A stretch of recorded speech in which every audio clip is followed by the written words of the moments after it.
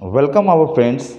मैं Prem Prakash the Career Hub के official YouTube channel से आज मैं आपको पॉलिटिकल साइंस का एक चैप्टर पढ़ाने आया हूं।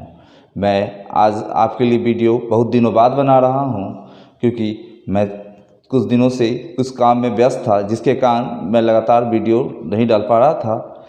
इसी कारण वीडियो नहीं पाया। लेकिन आज से मैं जिस सब्जेक्ट को चुन रहा हूं और जिस चैप्टर को चुन रहा हूं उससे आप किसी भी सब्जेक्ट के किसी भी विषय में किसी भी एग्ज़ाम्स में भी बैठ जाते हैं तो आप मान लीजिए जैसे रेलवेज़, एसएससी, स्टेट लेवल के किसी भी एग्ज़ाम्स में बैठ जाते हैं, एयरफोर्स में बैठ जाए, नेवी में बैठ जाए, चाहे किसी में बैठ जाए, आपको पॉलिटिकल का ये चैप्टर्स नज़र आएगा और इस चैप्टर से क्वेश्चंस ज़रूर आते हैं, जिस चैप्टर का नाम है फंडामेंटल राइट, मौलिक अधिकार।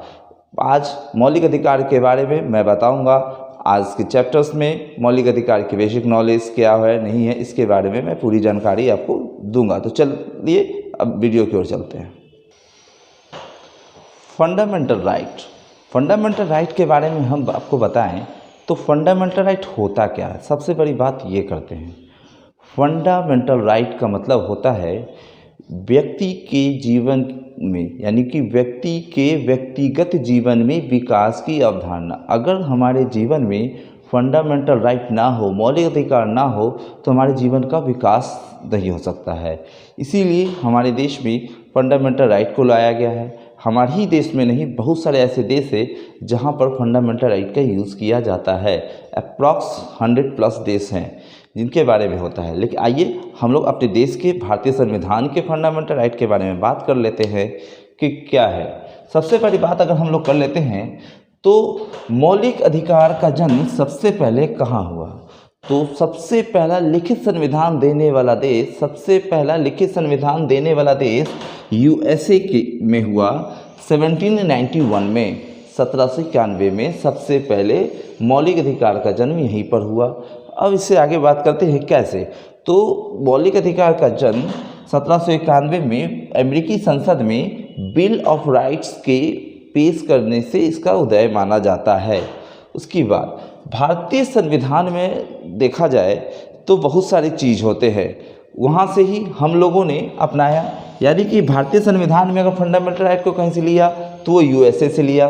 किस अनुच्छेद में रखा, तो अनुच्छेद था हमारा 12 से 35 में रखा गया है और भाग है हमारा 3। यानी हम लोग सिंपल सा बोल सकते हैं कि भारतीय संविधान में मौलिक अधिकार को भाग 3 में रखा गया है, जो अनुच्छेद 12 से 35 में वर्णित है, जो अनुच्छेद 12 से 35 में वर्णित है।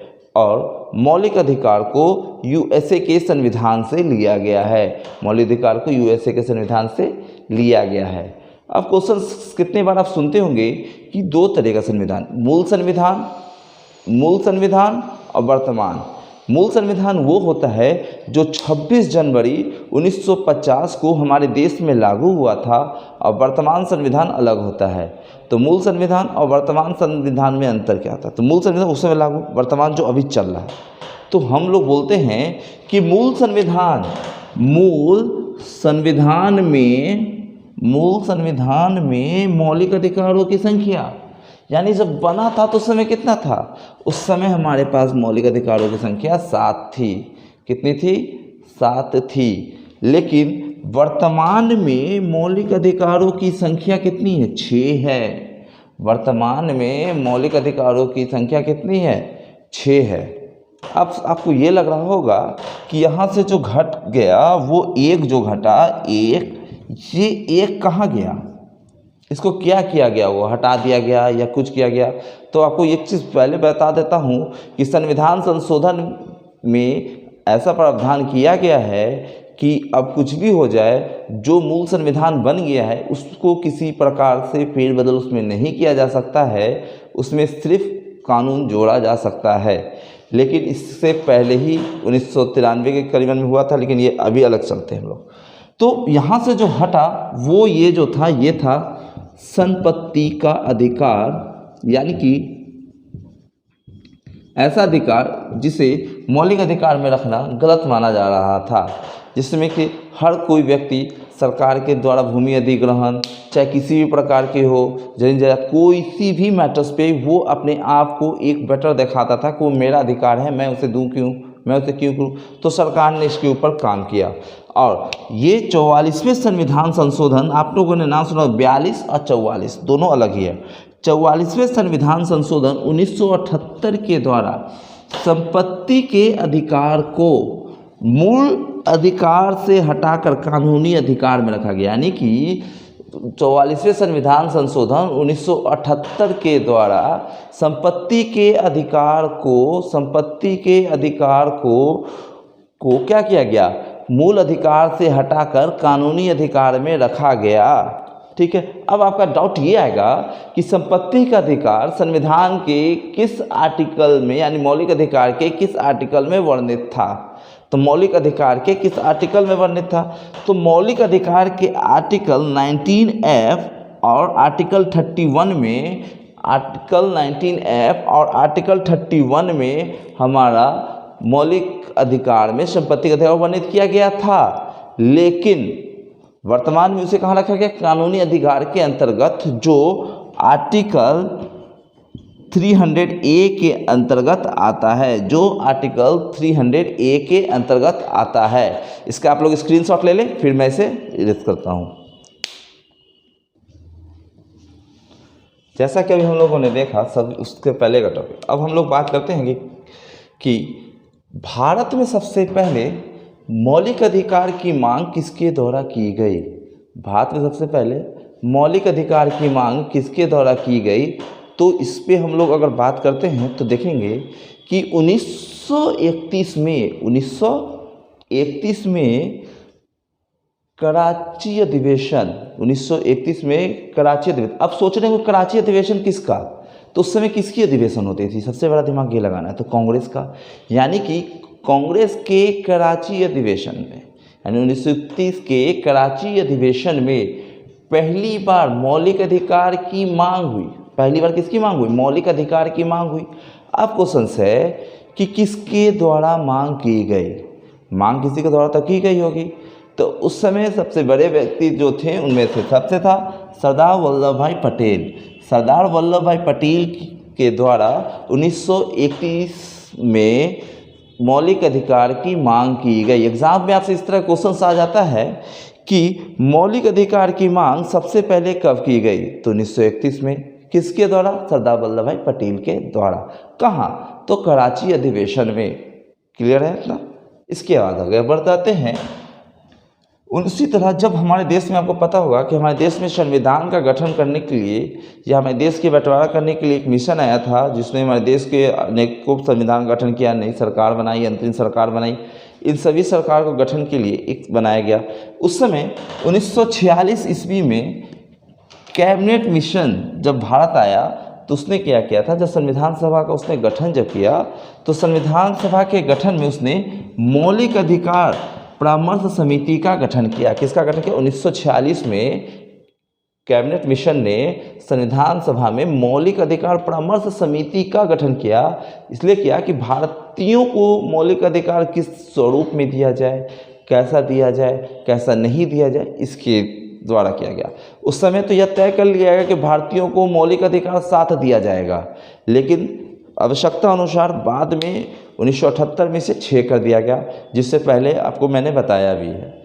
उसके बाद अगर हम लोग बात कर लेते हैं तो मूल अधिकार के बारे में, तो मूल अधिकार समिति के अध्यक्ष, मूल अधिकार समिति के अध्यक्ष यानी मूल अधिकार कहाँ, तो मूल अधिकार समिति जो था हमारा वो था संविधान सभा के अंदर। उसके अध्यक्ष थे सरदार पटेल, यानी कि सरदार वल्लभ भाई पटेल। अब आगे हम लोग अगर बात कर लेते हैं तो प्रारूप किसने, मूल अधिकार का प्रारूप भी किसी ने तैयार किया होगा।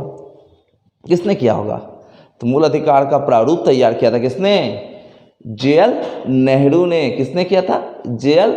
नेहरू ने तैयार किया था। फिर से याद रखेंगे कि मूल अधिकार समिति के अध्यक्ष सरदार वल्लभ भाई पटेल, प्रारूप तैयार किसने किया, जे.एल. नेहरू। जे.एल. नेहरू का मतलब होता है जवाहरलाल नेहरू, हमारे देश के प्रथम प्रधानमंत्री एवं सबसे लंबे समय तक रहने वाले प्रधानमंत्री।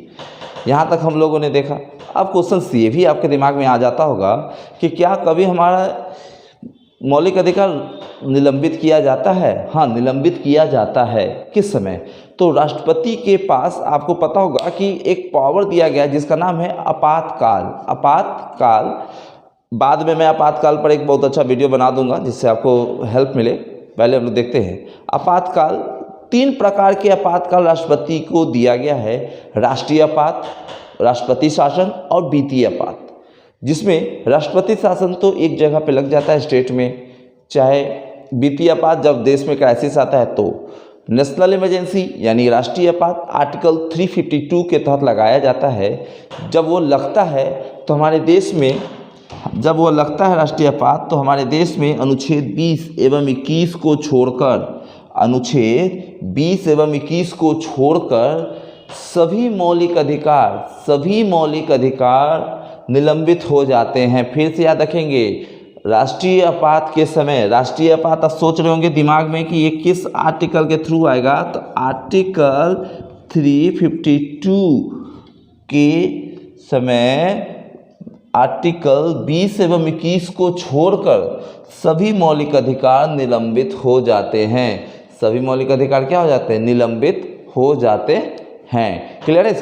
राष्ट्रीय आपात यहाँ पे हम लोगों ने समझा। लेकिन आर्टिकल 20 के बारे में बोले तो क्या है?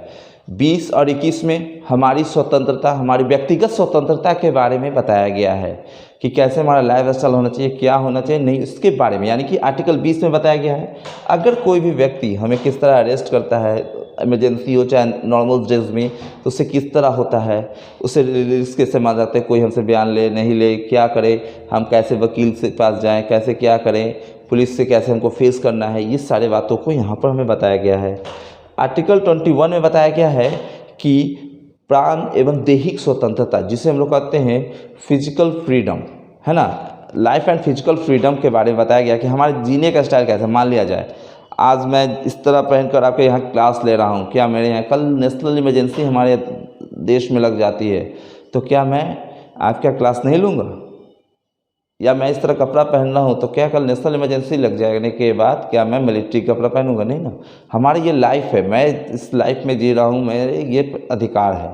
लेकिन आपको इसी दोनों अधिकार को छोड़ा नहीं गया। क्या आप जीना छोड़ दीजिएगा? नहीं ना, कभी छोड़िएगा। इसी कारण, ठीक है, ये हुआ हमारा। इसका स्क्रीनशॉट लें आप। मौलिक अधिकार, अगर बाय द वे कभी भी आपके मौलिक अधिकार का किसी के द्वारा हनन किया जाता है, किसी के भी द्वारा हनन किया जाता है, या आपको लगता है कि आपके मौलिक अधिकार को किसी के द्वारा आघात पहुंचाया गया, उस कंडीशंस में आप उसके लिए किसके पास जाइएगा? सिविल कोर्ट के पास? नहीं।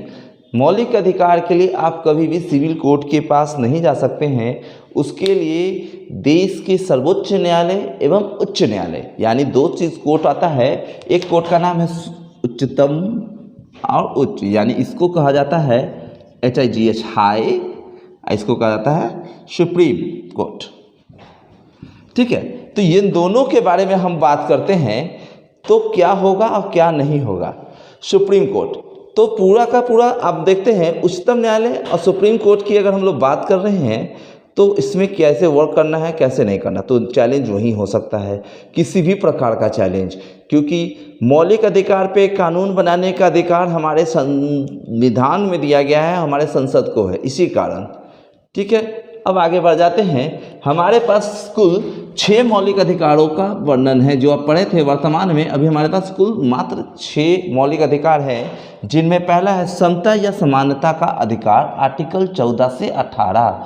आर्टिकल 14 से 18 इसमें हम लोग ये पढ़ेंगे, इसमें जैसे कि कानून के समक्ष सब कोई एक समान है, और छुआछूत का अंत, मतलब सामाजिक गतिविधियों से, जैसे कि आरक्षण की जो बात होती है, धर्म जाति नस्ल भेद के किसी भेदभाव नहीं किया जाएगा, इस तरह का टॉपिक, उपाधि का अंत, ये सारे जो होते हैं यहाँ पर पढ़ेंगे, जिसका नाम है समता का अधिकार।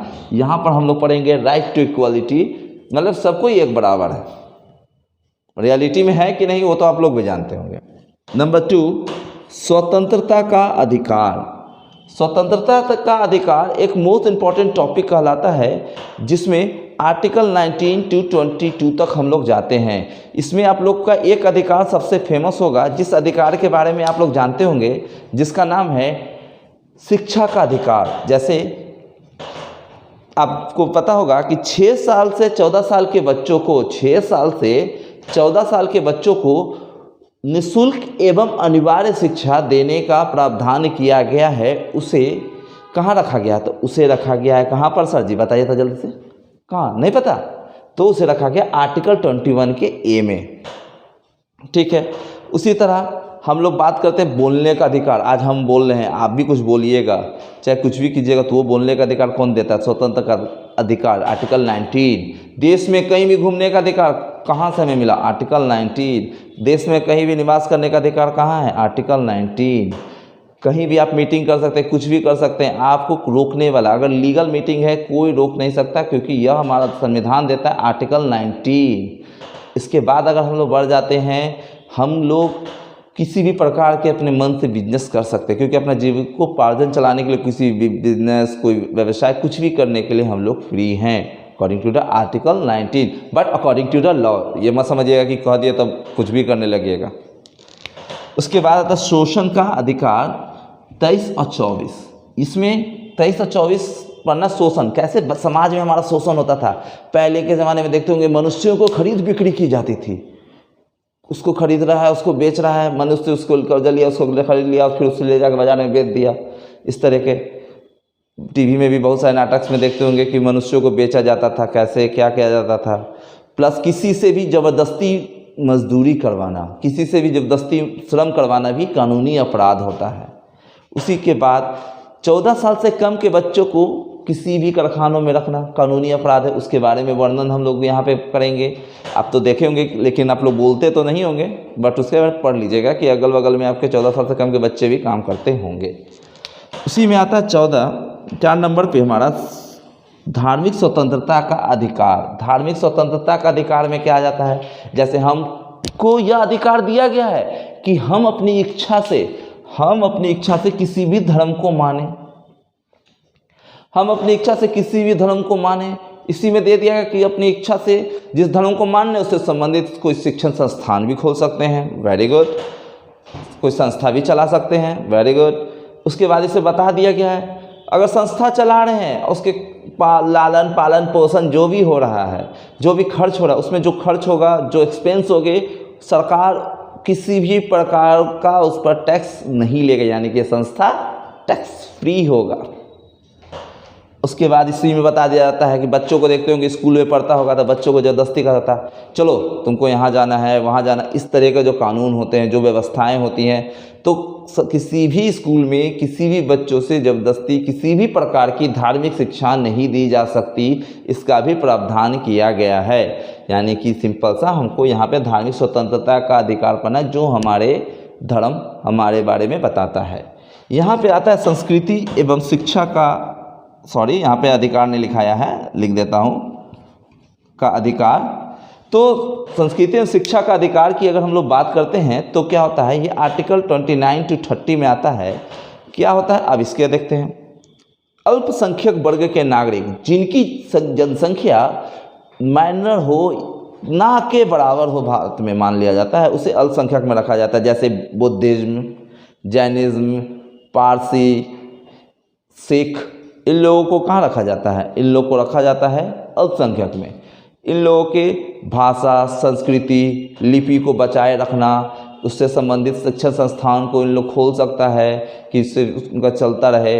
प्लस यहाँ पर यह भी प्रावधान किया गया है कि इन लोग से किसी प्रकार का भेदभाव भी ना किया जाए किसी भी प्रकार से।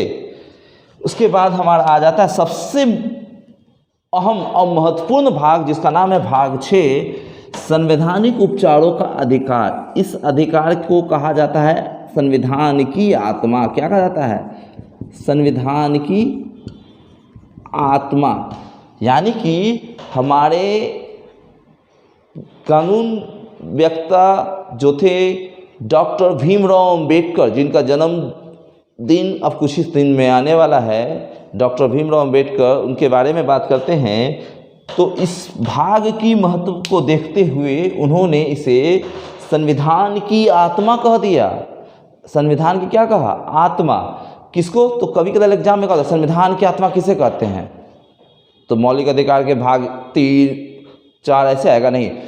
छठे अधिकार को देगा तो गड़बड़ा जाइएगा, लेकिन यहाँ पर अगर देगा संविधान की आत्मा कहा जाता है संवैधानिक उपचारों के अधिकार को, नहीं दिया आर्टिकल दे दिया, आर्टिकल 22, आर्टिकल 32, आर्टिकल 29, आर्टिकल 21, तो क्या कीजिएगा, तो आर्टिकल 32 संविधान की आत्मा के नाम से जाना जाता है। यहाँ पर यह इसमें हम लोग को पढ़ना होगा कि सुप्रीम कोर्ट हाई कोर्ट किस प्रकार भारतीय नागरिकों के मौलिक अधिकार की सुरक्षा करती है। जैसे मान लिया जाए, एक छोटा सा एग्जांपल ले लो कि किसी भी व्यक्ति को मान लिया जाए कि राम, एक एग्जांपल रहते हैं राम और रहीम का। राम एक पुलिस इंस्पेक्टर है, उसने रहीम को बिना किसी कारण से गिरफ्तार कर जेल में डाल देता है। उस सेंस में क्या होता है कि यहाँ पर रहीम के माता पिता या कोई भी किसी प्रकार का अगर कोर्ट जाते हैं, हाई कोर्ट सुप्रीम कोर्ट, वहाँ जाकर वह बंदी प्रत्याक्षीकरण के द्वारा केस करते हैं, तो उस समय सुप्रीम कोर्ट और हाई कोर्ट उस बंदे को छोड़ने के लिए मजबूर हो जाएगा वो पुलिस अधिकारी। क्यों?